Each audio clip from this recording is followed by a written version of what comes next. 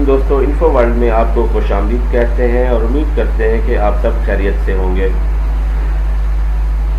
Graphics designing के इस course में हम आपको आज पहला लेसन देने जा रहे हैं और पहले लेसन में हमने आपको सिखाना है कि कोरल ड्रा में जब आप कोई नया काम करना चाहते हैं तो उसमें सबसे बुनियादी चीज़ क्या होती है, सबसे अहम चीज़ क्या होती है, वो होती है उसके पेज की सेटिंग। अक्सर जो नए लोग हैं, जो नया काम करने वाले या नए सीखने वाले लोग हैं, वो अक्सर ये गलती कर जाते हैं, लेकिन उसका क्या नुकसान होता है वो भी हम बाद में बताते हैं।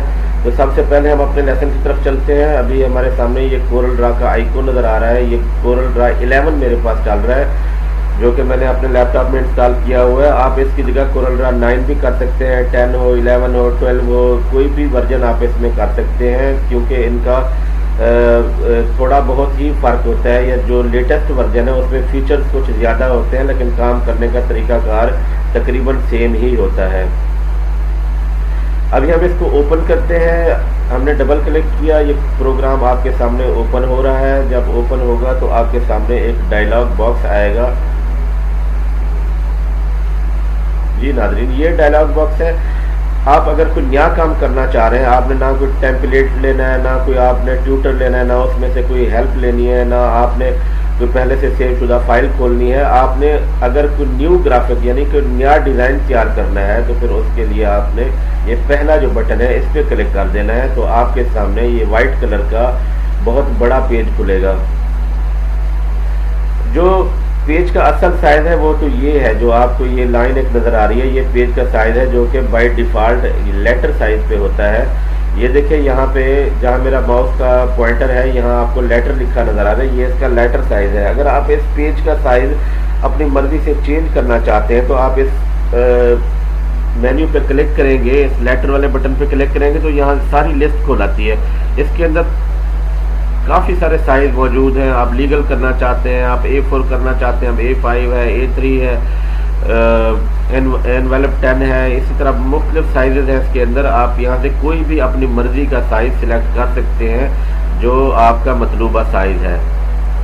अगर फ़र्ज करें आप इनमें से कोई साइज सिलेक्ट नहीं करते, आपको अपनी मर्जी का साइज इस लिस्ट में से नहीं मिल रहा, आप क्या करेंगे कि आपको फ़र्ज में 10x10 का आपने एक कोई डिज़ाइन तैयार करना है। आप कहते हैं कि 10 इंच उसकी लंबाई हो, 10 इंच उसकी चौड़ाई हो। तो आपने क्या करना है कि यहाँ पे ये 8/5 और नीचे 11 नज़र आ रहा है, ये लेटर साइज का दिया हुआ है। इसी तरह यहाँ से अगर ये देखिए लीगल इसको करते हैं तो ये देखिए 8/5 अब 14 हो गया है, 8/5 ऊपर आ गया। ये इसकी विड्थ है, जबकि ये नीचे वाली इसकी हाइट होती है। इसी तरह अगर हम अपनी मर्जी से इसको चेंज करना चाहते हैं तो सबसे पहले हमने क्या करना है कि हमने ऊपर वाला ये फिगर सिलेक्ट करना है, उसके बाद हमने इसको करना है 10 से। अगर हमें 10x10 का हमें पेज चाहिए तो हमने नीचे वाले को भी इसी तरह हमने 10 कर देना। उसके बाद इंटर का बटन दबाना है और ये देखें कि ये बिल्कुल मुरब्बा की शक्ल में आ गया है। इसकी हाइट भी 10 इंच है और इसके विड्थ जो है वो भी 10 इंच ही हो गई है। इसी तरह अगर हम कोई शेप लेते हैं, हम चले पेज के ऊपर काम नहीं करते, हम कुछ शेप लेके काम करते हैं। इसी तरह यहाँ से हमने क्या किया कि एक अंदाजे से वैसे किसी भी साइज में हमने बॉक्स ड्रा कर लिया। तो उसके बाद हम इसको फिर उसी जगह पे जाते हैं जहाँ से हमने पेज का साइज चेंज किया था। अब हम ऊपर फिर 10 लिखते हैं, नीचे फिर 10 लिखते हैं। इसी तरह हम इंटर मारते हैं तो ये देखें कि 10x10 का ये हमारे पास बॉक्स, इसको साइज आ गया 10x10 का। इसके ऊपर भी रख के देखेंगे तो ये देखें बराबर ही आ रहा है। इसी तरह अगर हम अपनी मर्जी से कोई भी साइज देते हैं, फर्ज है 10 इंच तो हमारी इसकी विड्थ है, जबकि हाइट हम इसकी 4 इंच करना चाहते हैं तो 4 नीचे लेके हम इंटर करेंगे। ये देखें 10x4 का हमारे पास साइज आ गया है। इसका फ़ायदा ये होता है कि साइज पहले सिलेक्ट करना क्यों ज़रूरी है कि फ़र्ज करें आप कोई विजिटिंग कार्ड बना रहे हैं, आप फ़र्ज करें कोई पेनाफ्लेक्स बना रहे हैं, पेनाफ्लेक्स की डिज़ाइनिंग कर रहे हैं आप, तो सबसे पहले आपने ये देखना होता है कि हमने जहाँ पे लगाना है वो एरिया कितना है, वो कितने फुट लंबा है, कितने फुट उसकी हाइट है, हम उसके मुताबिक आपने डिज़ाइन तैयार करना है। फ़र्ज है वहाँ पे आपकी जो इसकी ये विड्थ है, ये इसकी विड्थ है, ये अगर फ़र्ज है वहाँ पे 10 फुट चाहिए और आपने गलती से क्या किया कि आपने ऐसे ही गलती से बॉक्स तैयार कर लिया, उसके बाद उसमें सारी डिजाइनिंग वगैरह भी कर लिया, आपने प्रिंटिंग भी करवा ली, लेकिन वो बॉक्स आपका निकला 9 फुट का।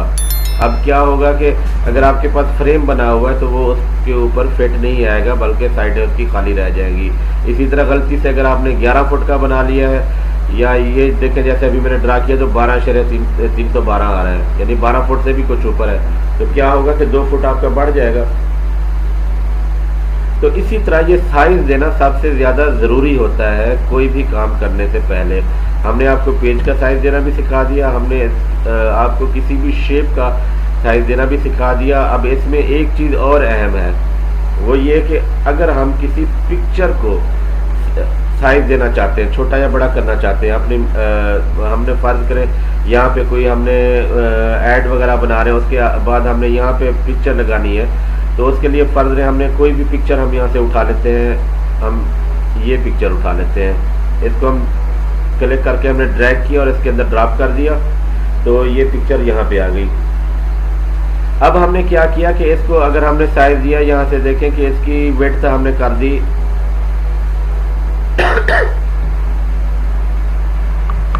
10 इंच, या 10 से हम ज़्यादा करके देखते हैं, हम 20 इंच कर देते हैं।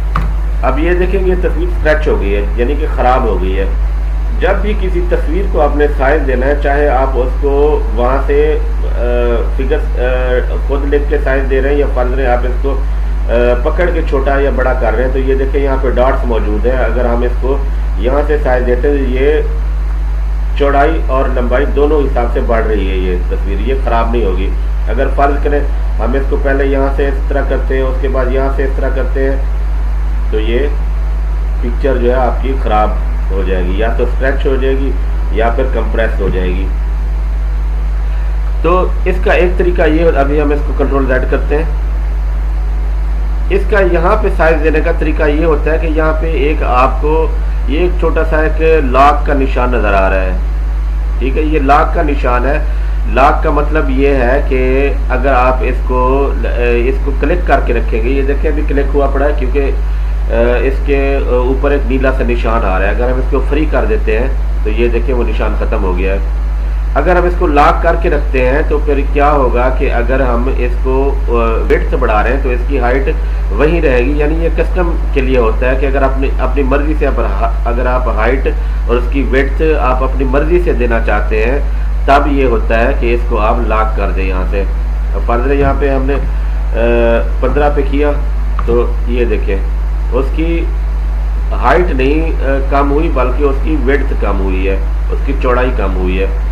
इसी तरह अगर हम इसको लॉक को फ्री कर देते हैं तो अब हम जितना भी इसका साइज बढ़ाएंगे, फर्ज हम इसका 30 करते हैं साइज, तो ये देखें ऑटोमेटिकली उसके हिसाब से उसकी हाइट भी बढ़ गई है, यानी कि तस्वीर ना तो स्ट्रेच हुई है ना कंप्रेस हुई है, बल्कि वो क्या हुआ कि उसके हिसाब से उसकी, अगर आप उसकी नीचे से इसकी हाइट बढ़ाएंगे तो ऑटोमेटिकली उसकी विड्थ बढ़ जाएगी जितनी बढ़नी हुई है उसके हिसाब से। अब फर्ज इसको हम ये 16 हम इसको 25 करते हैं, ये देखें ये इसकी ऑटोमेटिकली विड्थ भी बढ़ गई है। तो ये होता है तस्वीर को साइज देने का तरीकाकार। पेज का साइज कम या ज़्यादा करने का आपको तरीका बताया, इसके अलावा किसी भी शेप को कैसे साइज देना है उसके अंदर वर्क करने के लिए वो भी आपको बताया है।